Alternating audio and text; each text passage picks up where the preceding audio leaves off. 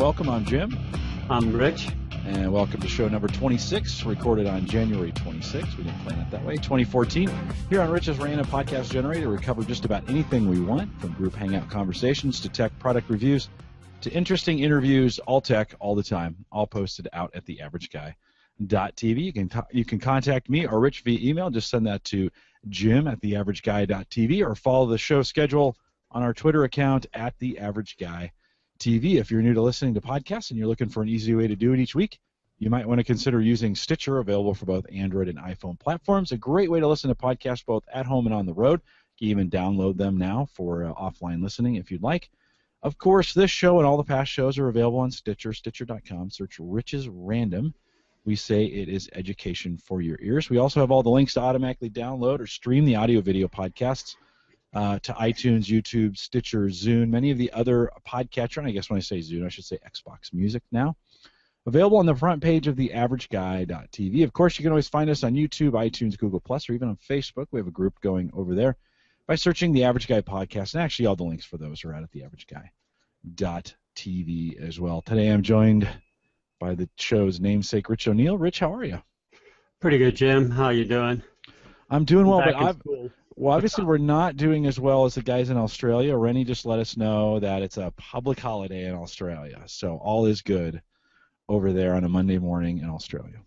What holiday are we talking about? I don't know. They get like 17 a month, so God, we gotta get out of the United States. I mean, we got, you go over to Europe and they got like 4 months of vacation every year. Does seem like it. They'll say they don't get enough. I talk to them all the time, and they're like, "No, we don't get that." We're like, "Come on." I don't know. There's some good life here in the United States as well. Yeah, this is true, I suppose. Yeah, it's not too bad. Well, Rich, we got some things on tap. You said you may like to run this podcast off the rails, so that'll be fun to see if that happens indeed. And we'll see how things go today. How's that sound? That sounds good. One of the first things I got to say I've been thinking about lately, and I know I'm not alone, is that with the revelation that Snowden brought and the NSA is tapping and hoovering up all the information they can, and the back doors to to encryption and SSL and RSA's, encryption being compromised, and I mean it just goes on and on and on. Kind of tends to elevate my paranoia a little bit. I'm not one of those who thinks that, hey, I'm not doing anything wrong, so what do I care what they collect. I'm more in the school of, knowledge is power, and, the rest of that saying, power corrupts. I don't believe they need that much, but I don't believe the NSA, but that's not what I want to talk about. What I want to say is that in light of all of this, I feel like I can't even comfortably download and install a Chrome extension. I wanted an extension for OneNote to be able to just right-click and say, hey, send this to OneNote. Like you can, it's built right into IE, but I don't use IE. I use Chrome. And I got to thinking, you know what? I don't know what's going to OneNote and what's going back to the authors of this extension. So I wrote up a little question. I sent it off to Christian.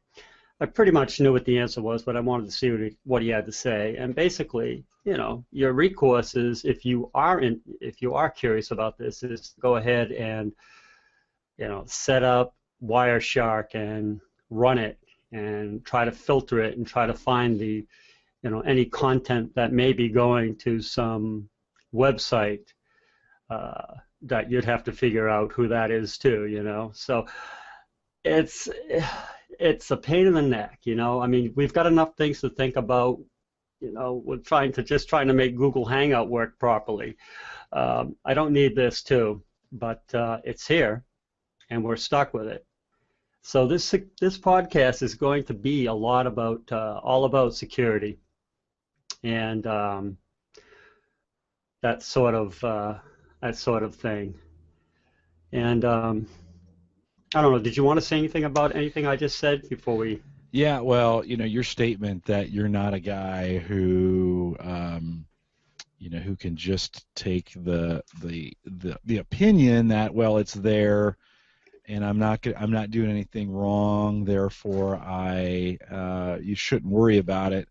I think is in fairly direct response to a statement I made to you a couple months back. We had this discussion along these lines, and I kind of believe in the needle in the needle stack concept, which is they're collecting so much information, they are collecting it from the lowest bidder, or at least a contractor that is from the lowest bidder.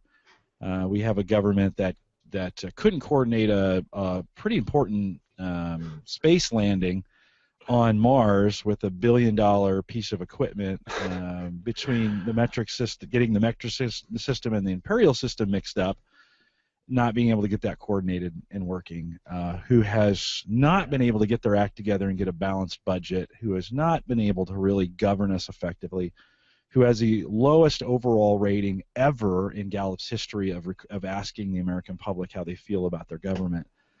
Rich, I don't have a lot of faith in in the competency of the government. Now, that being said, that's the premise that I come from, and is that there's just so much data, so many things going on, that them tracking me down individually is almost mathematically impossible, based on all those factors that I just laid out, that they really struggle to get anything right. So I come from the other side of the equation, and even recently the Obama administration has announced they want to get out of the data business, right? They've taken a lot of heat on the NSA, and it used to be no one even knew who the NSA was. They were a small little agency that kind of hid behind the FBI, who they were dark, they were black ops, they were magical. There were probably 3 guys in the Pentagon. That was all that the NSA was, really, to begin with.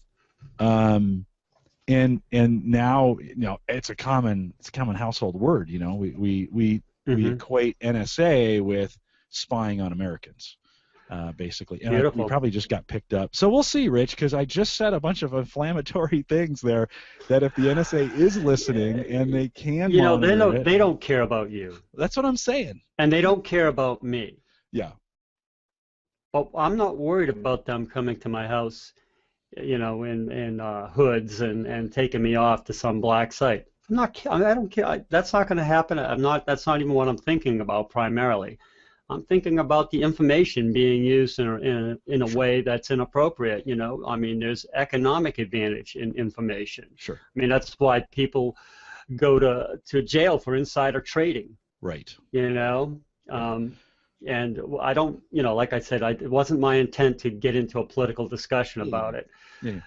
But it's the idea that, for whatever reason, they are collecting. And, Jim, when you read articles that refrigerators are the host of botnets, that's insane. It's not insane today because we know it can happen. But, people are hacking appliances. Sure. And sure. I guess if you were paying attention, which, I'm not really paying that close of attention, but I'll catch it.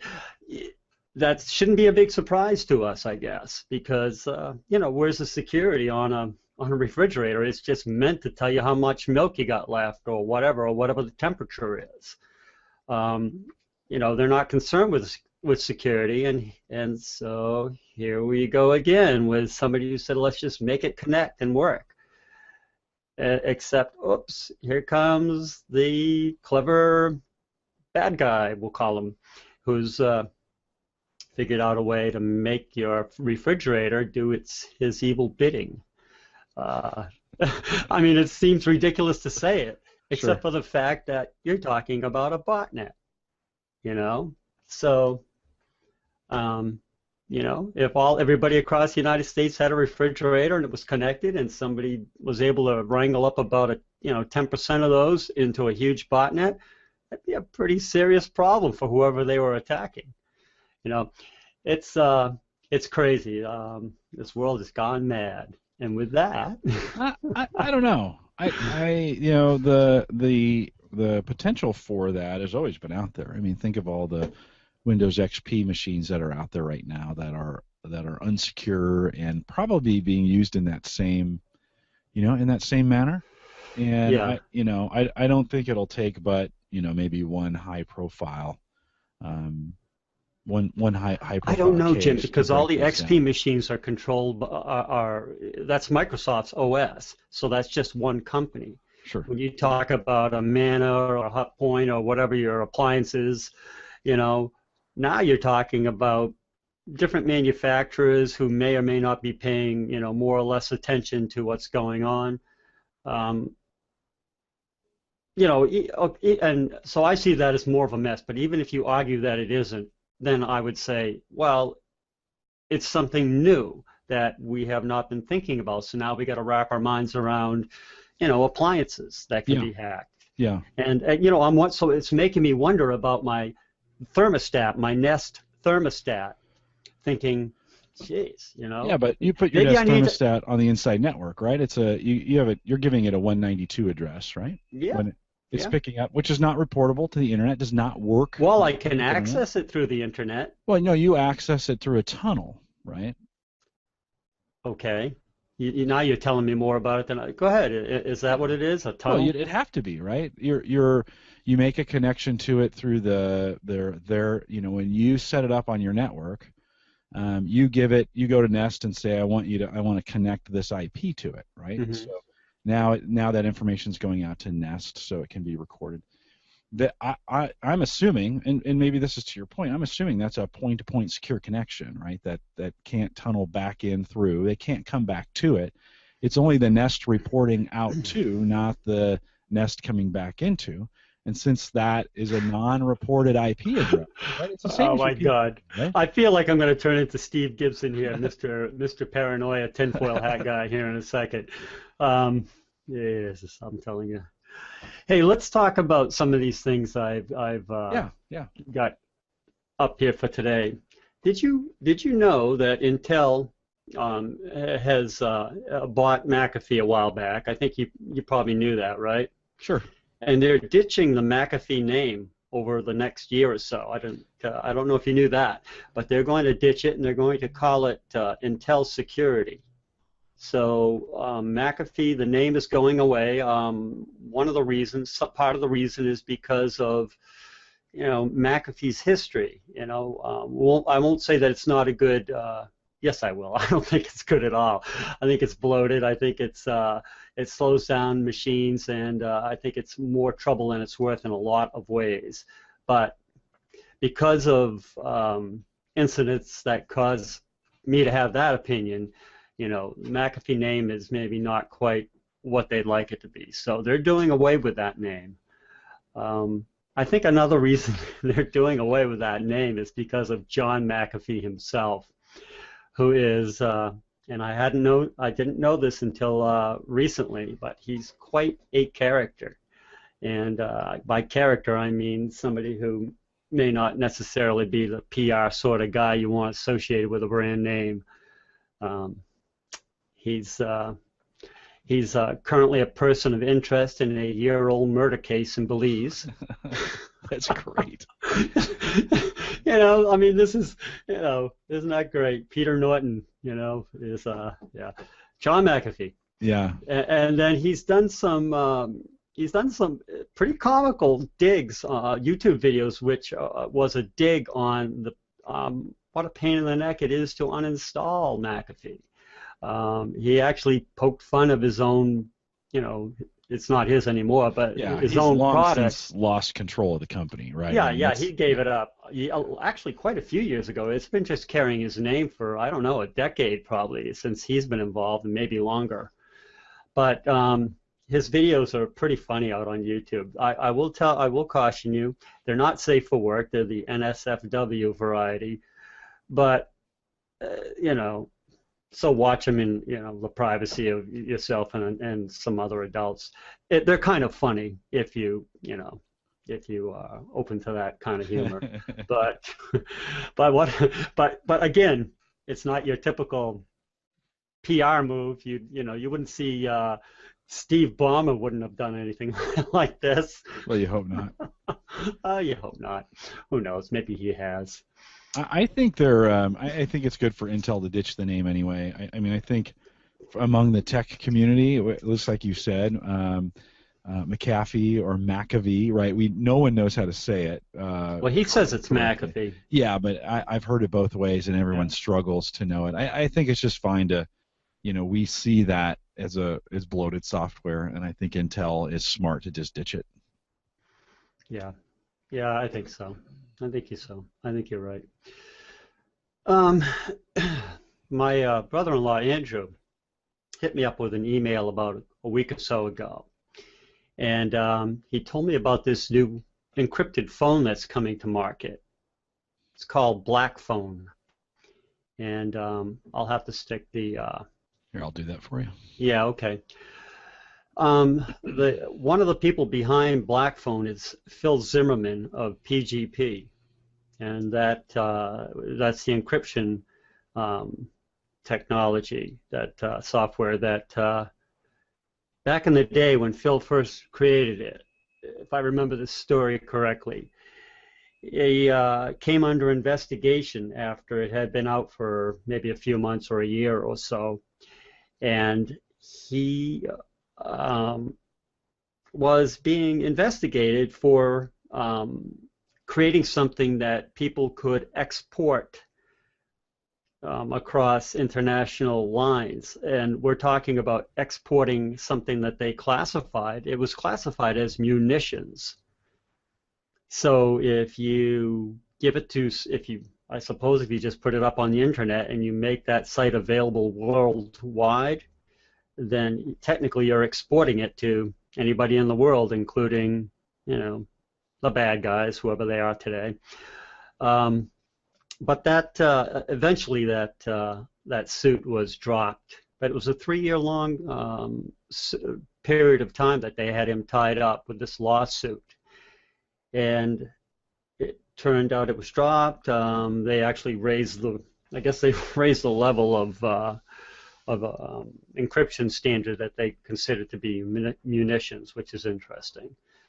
But anyway, Phil is part of a company called Silent Circle, and he and I believe it's a European company called Geeksphone teamed up to create this Android phone. The OS running on it is Android-based phone. Android-based, and it's called Private OS, Privat OS, and it's got built-in continuous encryption for voice messaging and texting. And so, other than that, it's your basic stripped-down Android operating system. It doesn't come with all of the crapware that you would get with AT&T or Verizon or whatever. So how do we know he hasn't built a backdoor into this thing? Well, how do we know? Well, first of all, I guess you got to go by his track record. He didn't step down. He didn't back off when the government came after him back in the late 90s or early mid 90s.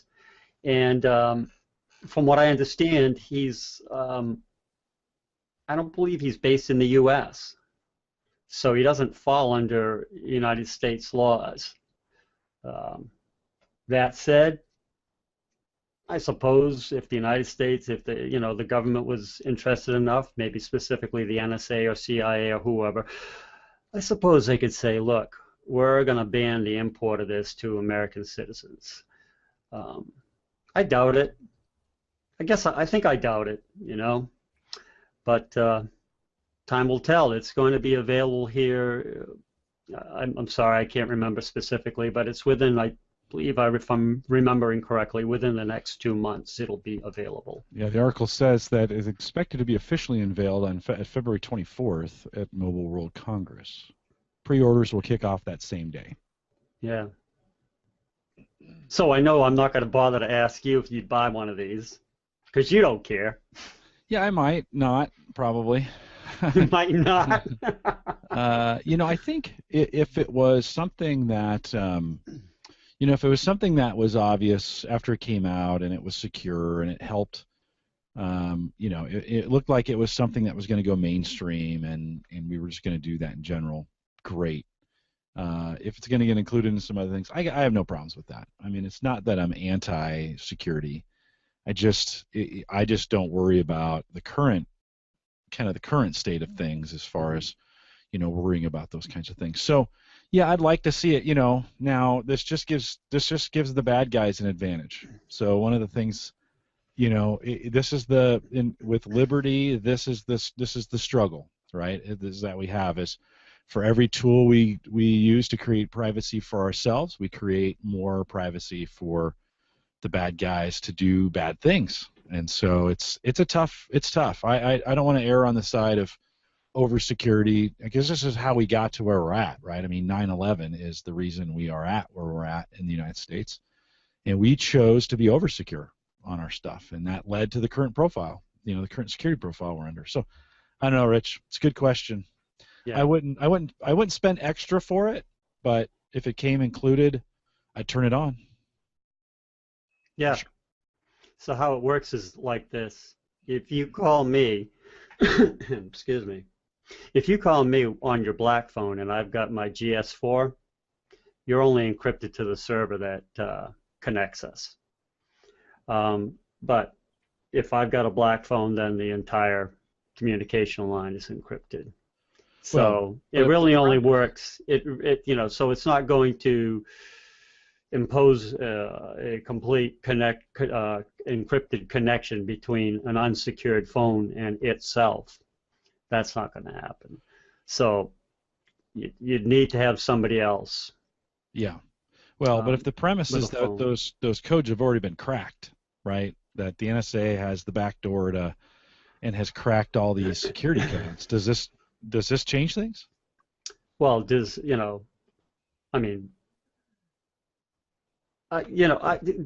anybody know, and can anybody say for certain?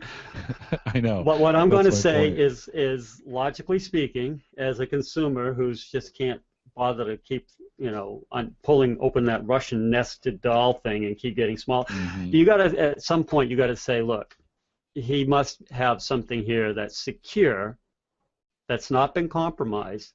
I would say a lot of the way the NSA's gotten encrypted, gotten back doors is not because they sat there and broke the code apart.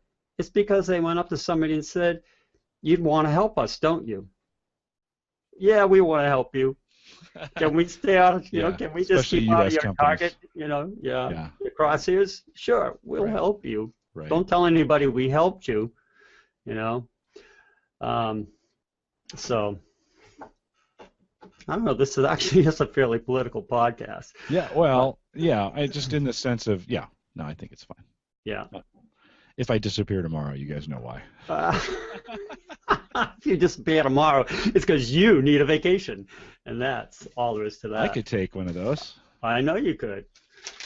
All these podcasts. What did you do? Did you edit about 5 podcasts today before we did this one? I did. Yeah, well, 4 actually. 4. Yeah, oh, well, that's not 4. Bad. 4, and I should have done some of them yesterday, and I went on an 8-mile trail run yesterday, which is the most I've done in a while, and I came in and I was just flat. I was just flat, and so I spent the rest of the day doing nothing, and it's good to just take a down day. So I woke up early this morning and started cranking out. We got home tech ready to go. In fact, Christian was working on the averageguy.tv, so as soon as we're done, probably later tonight, we'll post home tech, and then Gallup continues to just push me with podcasts, so I did 3 for them this week. One was a carryover from last week, but good. So that's really taken off for you. It really is. Your Gallup. Yeah, the Gallup podcasts are going well. Yeah, you're Mr. Podcast over at the Omaha Gallup.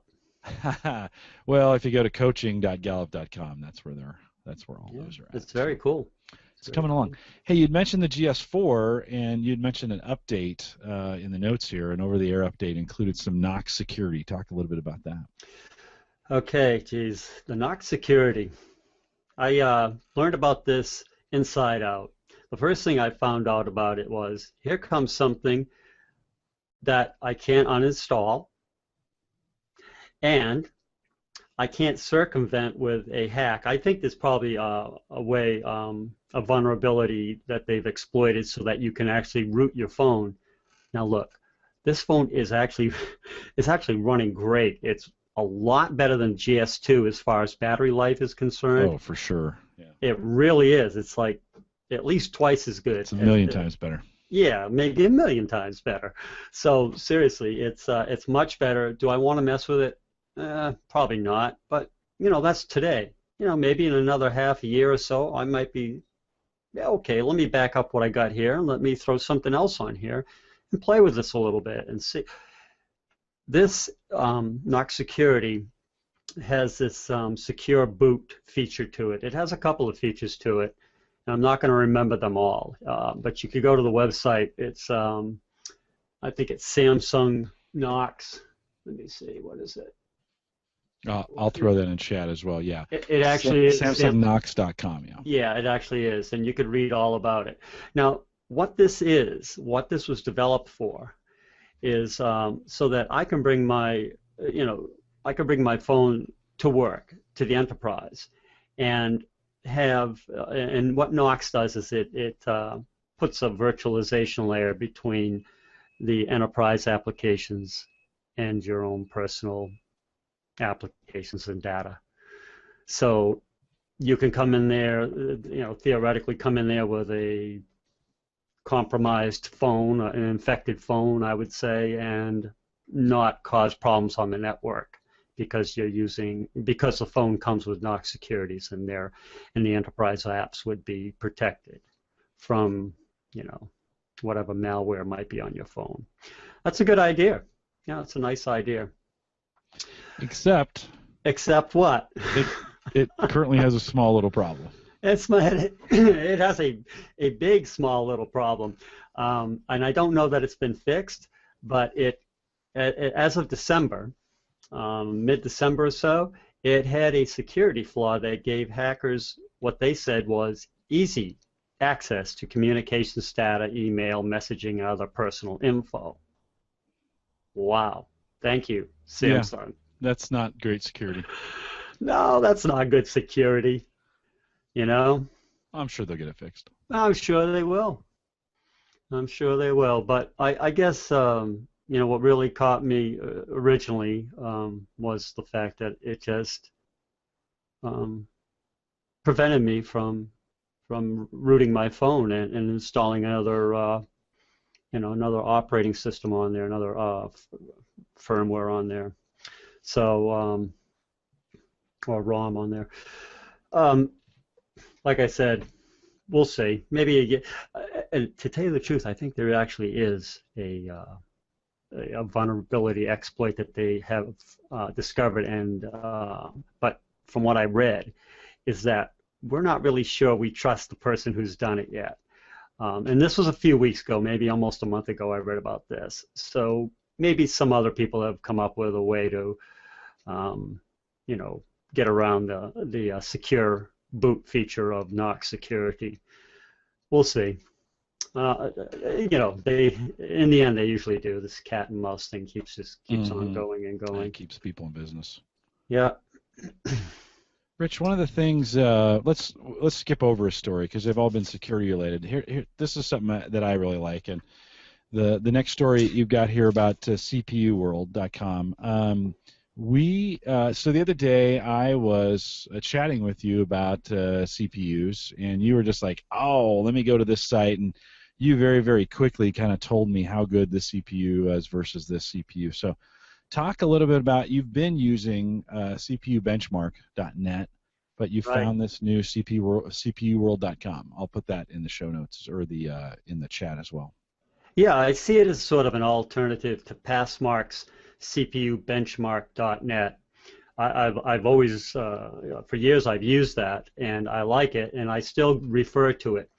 But I found something. I found a site called CPU-world.com, and you can get in there, and it gives you a lot of head-to-head comparisons between a couple of processors. So if you want to compare an i7-2600K with the latest i7, the 4770K, you can do that. You can see what the temperature is, the average temperature is for each one, the power consumption, how it performs, and oh God, I don't know, 30 or 40 different benchmarks from synthetic ones to more realistic ones where they're just copying batches of files. Quite an array of data and information for you to sort through and help you figure out what you want to do if you're buying something new, or because I started looking at this because I was thinking I needed I have a 2600K, and I can run some virtualization programs on there, but it's missing a virtualization function that because it's the K. That's kind of the trade-off. You get overclocking, but you lose a virtual part of the virtualization. I think it's the direct disk I/O. So I was looking around for something else to use, and when I came across this site, I was able to figure out exactly, it helped me figure out what I wanted to do, and so I like it. I just wanted to point it out to people. It is more extensive as far as the comparisons with CPU benchmark, and I'm going to put in the notes that, the way I found it was as I searched it a certain way. I didn't just go to the site and then start plugging it because, I went to the site and I wasn't quite sure how to get to the comparison pages. Maybe it's me. Maybe I was a little bit dense about it. But what I originally did is I did a Google search. So specifically, I did, God, what do you call it?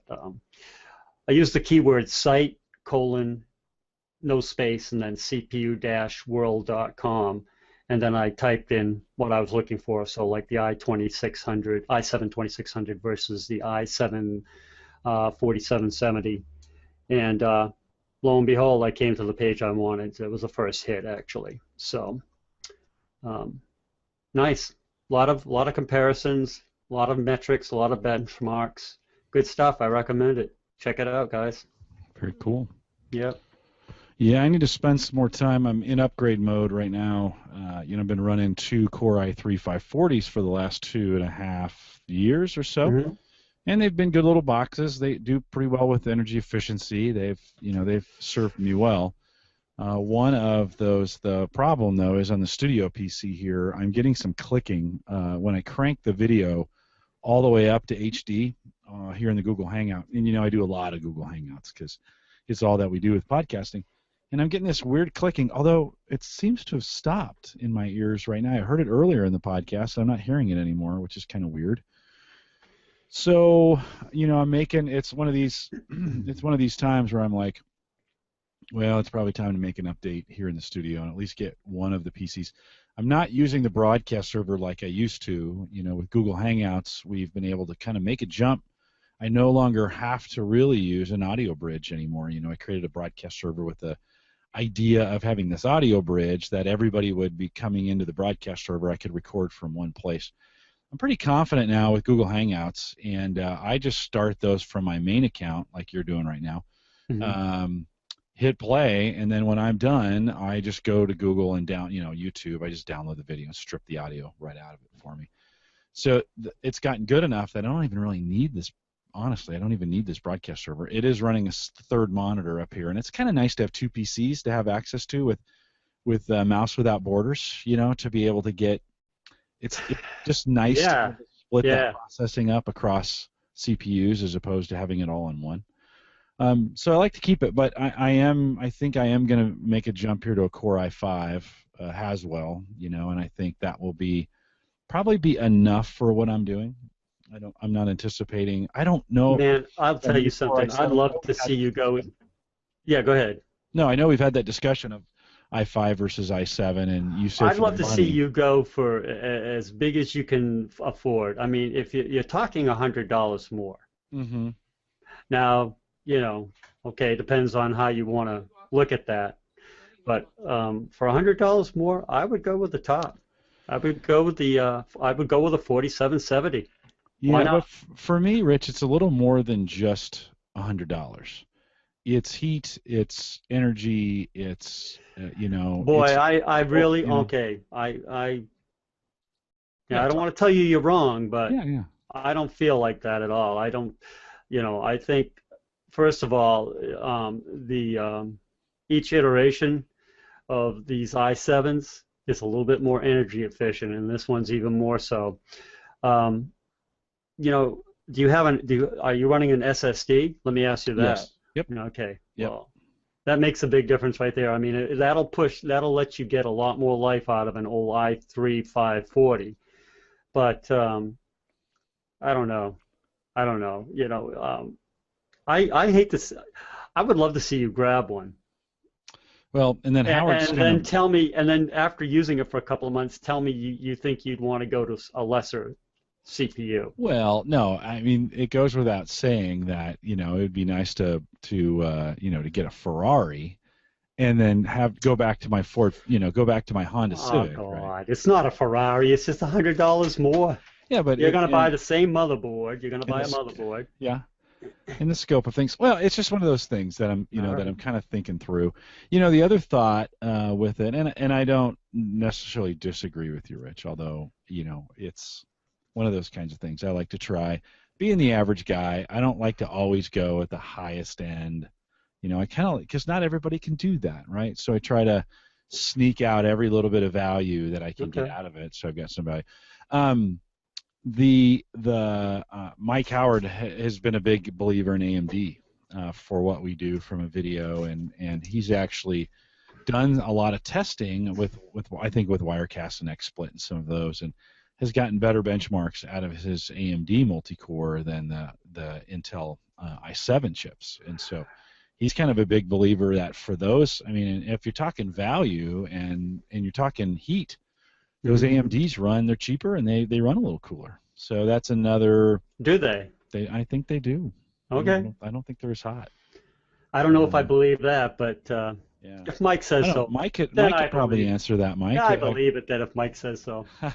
Core temperatures of your AMD. Now it's tough to do apples to apples, right? Because you're comparing different things. But But I do believe him when he says the video, he gets better performance when he's running his video applications out of his AMD. I believe him. So maybe if you were going to, you know, revitalize your video, your podcasting box, then maybe you'd want to do that there. But for your desktop, I would just go with the Intel. but the studio PC and the broadcast server have become one for me. So that's even more of an advantage to go to AMD because I'm no longer using that broadcast server for what it's intended for anymore, and I am running everything off the studio PC now.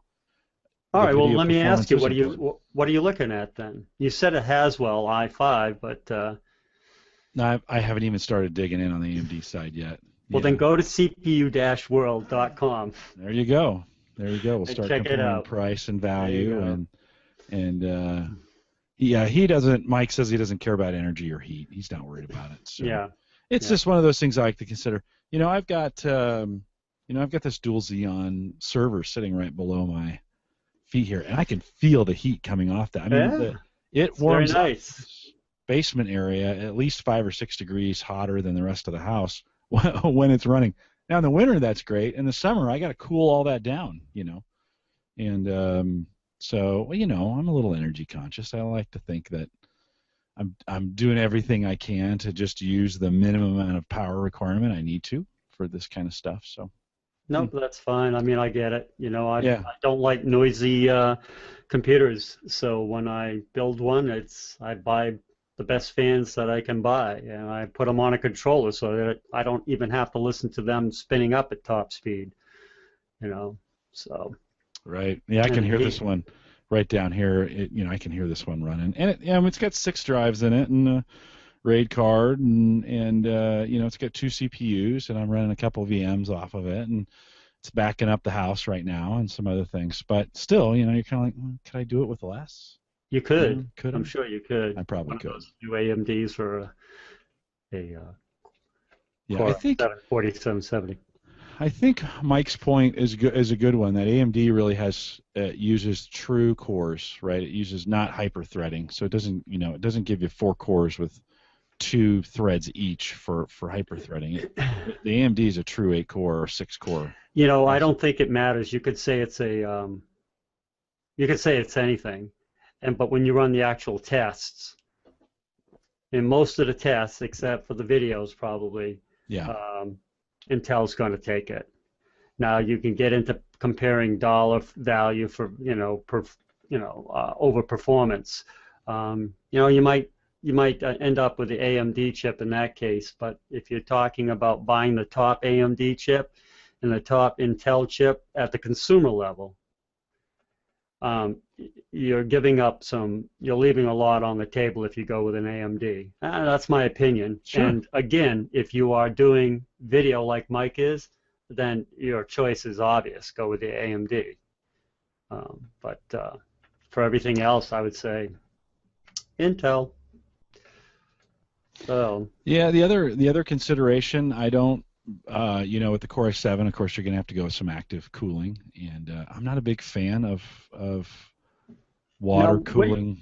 You do not have to go water cooling at all On an i7?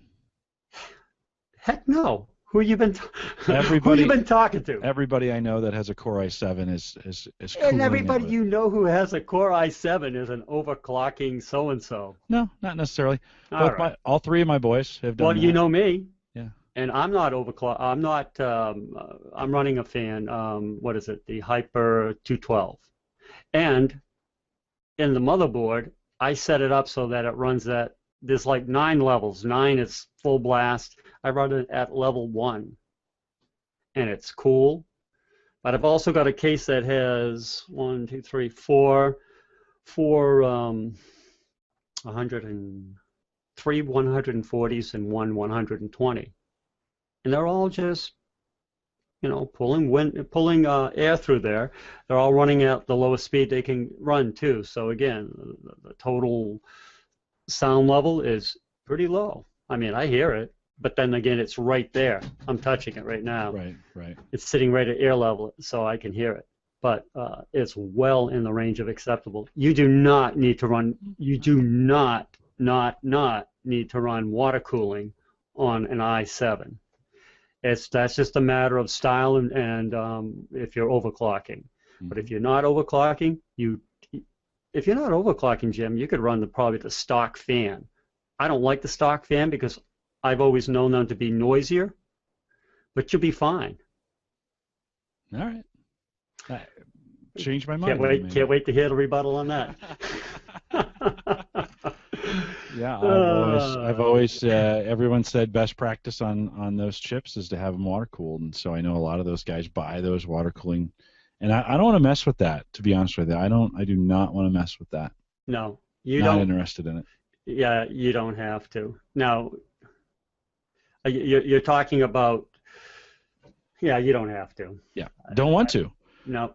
I just don't want to. Yeah, I don't want it. And quiet is not necessarily a huge problem for me in a lot of ways because I can block a lot of stuff out here. I don't want it to be super loud. This Dell workstation, the 690 workstation, it's a little loud. I mean, I can hear it now, and you don't notice it until you turn it off, and then you're like, wow, that thing. Yeah, is loud. Well, if you insist on keeping that, then look at some fans. Look at some fans and maybe a controller. I mean, an efficient controller, KAZ, I think it is, KAZ Q, only like $19, and it works fine. And you can control 4 fans, and then get some fans that are just not OEM fans that came with the case, and you'll probably be much better. And there's plenty of names, company names that you could find a good fan, a quiet fan that still move air. So. Yeah, well, and Mike's saying that water cooling's super easy now, and it's almost as easy as installing a fan. It's just one more thing to go wrong, right? I'm not. Mm-hmm. I don't want it. It's just not something I want. I don't want that. Every time I go to do it, I'm like, nah, not gonna do it. It's your lucky day. You don't need it. There we go. Speaking of not needing things, that was a terrible segue, but Let's talk about, you picked up a Samsung 840 Evo 500 gig drive for your daughter's PC. Talk a little bit about that, the install. Yeah. So this is it's a drive that came out, as far as I can figure, after the Samsung 840 Pro, and it's called EVO, and it has something called SED, which is self-encrypting drive technology. This has been around. This technology has been around for years, and I'm not sure how many years that would be. But the feature of this is that on spinning drives, first of all, I'll tell you that the contention is that there is no hit to performance, because it is doing encryption at the hardware level, and by hardware I mean on the hard drive itself. It's doing encryption at that level. So there is no performance hit for having encryption.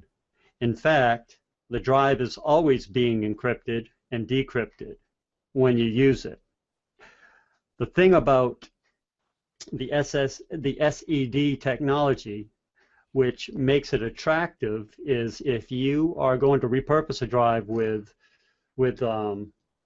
sensitive data on it, you don't have to spend X number of hours debanning it.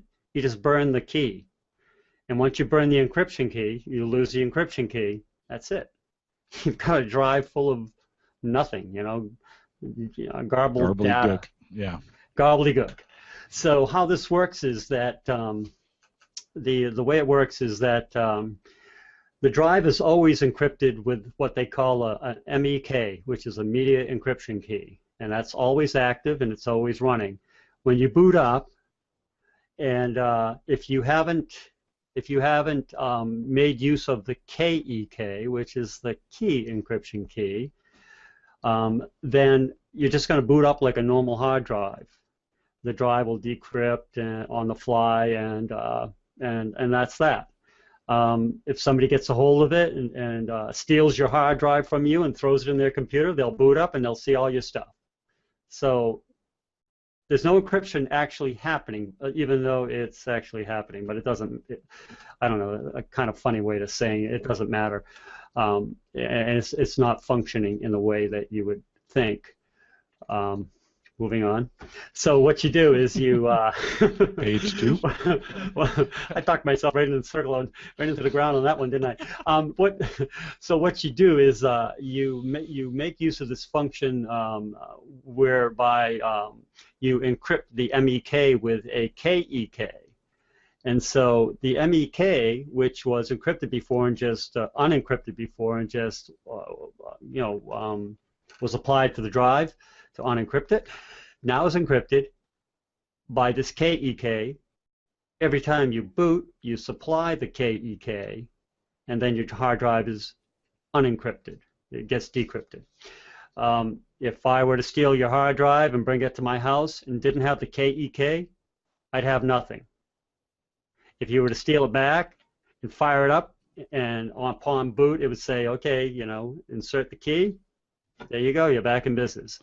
So the cool thing about that is now when you are using the KEK and you burn the KEK, by that, lose it, whatever, destroy it, now you can just pull it out of your system and give it to somebody else, even though it's got all the NSA's deepest secrets on it, supposedly, and give it to somebody else and they'll never be able to crack it. So that's very cool. I suppose the reason why we haven't heard more about it is because upon boot, you have to supply a key. And so being, as most humans are as lazy as they can be, that probably put them off from wanting to actually use this, SED technology. That said, it's now available on SSDs. And so same deal. So it's just going to require I put a password in when I log in or when I boot. During the boot sequence. So what happens is this, like an unencrypted partition, I guess, that boots first, and it says, give me the KEK. Once you do that, it sort of reboots now unencrypted. and with the whole hard drive unencrypted, because it unencrypts the MEK, and then the MEK, the media encryption key, media being the spinning drive, can now go ahead and decrypt the hard drive as it's booting. And so there you go. So that's how that works. It's pretty interesting. Now, for the use in an SSD, I'm not really sure how much I'm concerned about the idea of, well, the KEK is advantageous because I can just, lose the key and then hand this hard drive, this SSD to you. That's true, but I could also just boot up Parted Magic and in about maybe 30 seconds or less, just secure erase the whole drive, and now you've absolutely got nothing. You haven't even got data that's gobbledygook that maybe you could crack in a, with a quantum computer that you don't have yet. I guess the thing that is beneficial about the KEK is that, and I don't know any more about this, I heard it works with BitLocker. So if you're using BitLocker and you're using something like a self-encrypting SSD hard drive, then there's less wear and tear on that SSD. More than that, I couldn't say, but briefly I came across that information. So that's an advantage, I suppose, if you are running BitLocker. Less wear and tear. Very cool. Yeah, it is pretty cool. Yeah. Maybe it is pretty cool. Maybe that's how we defeat the people who are spying on us in the future. Yeah. Going forward. Yeah. Rich, we're coming up with about 5 minutes. You, real quick, you're the only guy I know that the preview caught. The Windows 8.1 preview expired here in January, and you sent me a little note and said, "Hey, you had an instance of 8.1 that came up and said, I'm not going to work anymore." Oh no, was I the only guy? Holy smokes! Well, just that I heard of. Yeah. Maybe lesser men don't actually admit it. They wouldn't admit it. I'll never admit that. I was caught off guard. Yeah. It's turned out to be no big deal. You just say, okay, yeah, you got me, and then you just keep using your preview. But I went ahead and I wiped it, wiped my desktop and my laptop, and I installed some TechNet versions of it. So of 8.1, I'm good to go. I'm liking 8.1 more and more as time goes on. I mean, it just boots up so quickly, and and it shuts down quickly, and it just, I don't know, it just seems to be pretty fast. Yeah. I like the overall functionality of it. I really like. The more I work with it, the less it becomes an issue. Yeah. Just kind of like, man, whatever. Like, it's just a different way of doing stuff. So it has slowed me down a little bit on the RT device. I don't use that as much as I probably should, because I don't have access to some of the x86 programs that I use. But that's not a surprise. But yeah, it's not designed for that, right? That device is not designed to be necessarily a desktop replacement. So what are you going to do with it? What are you going to do? I don't know. I have not used it. I have not used it. No. Well, my daughter, when I first brought it home, she loved it, and it's perfect for her. So it might be. You're right. Is she aware though that she can't install? She doesn't need to. There's nothing she installs. How old is this daughter? She's high 16. School. She's 15. Yeah. Okay.